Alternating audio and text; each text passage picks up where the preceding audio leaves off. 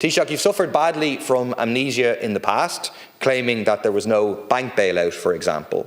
When are you going to learn the lessons of your own history and stop relying on the failing private market? Taoiseach, you're the last man standing from the Fianna Fáil governments that blew up the property bubble and then saw the whole thing come crashing down and ordinary people pay the price for a decade or so. But it seems you're committed to going back to the future. You're resurrecting the same policies that caused the 2008 financial crash.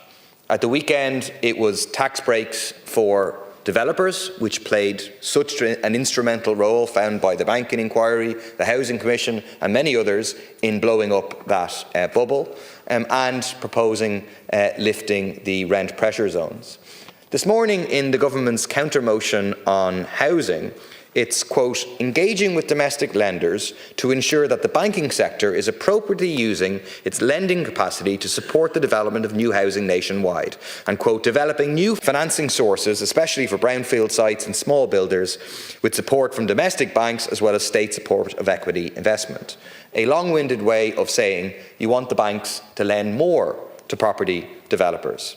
Taoiseach, you've suffered badly from amnesia in the past, claiming that there was no bank bailout, for example.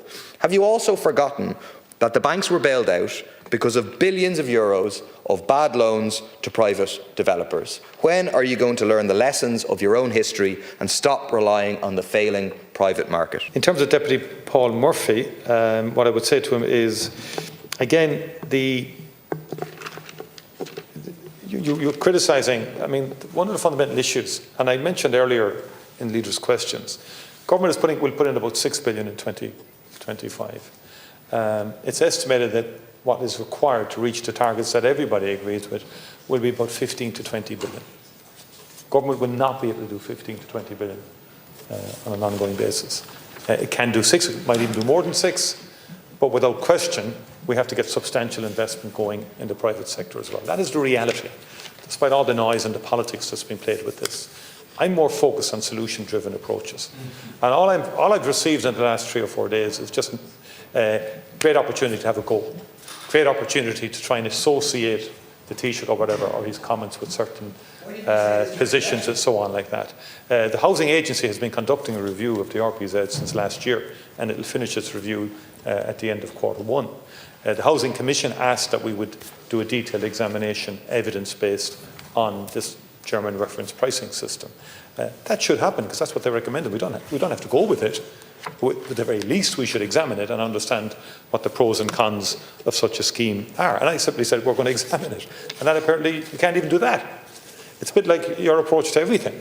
And on the lending, I think banks do need to lend more to builders. And they need to lend more to smaller builders. Financing of housing has been an issue for the last number of years. No point in saying it hasn't been. It has been. It's the #1 priority in society. And therefore, there is absolutely nothing wrong with government officials and people working with the banking system and saying, how can we develop products that can enable people to start building more houses in a financially viable way that will enable people to be able to afford to buy houses at affordable rates and get more supply, because it's all about more supply in the end of the day.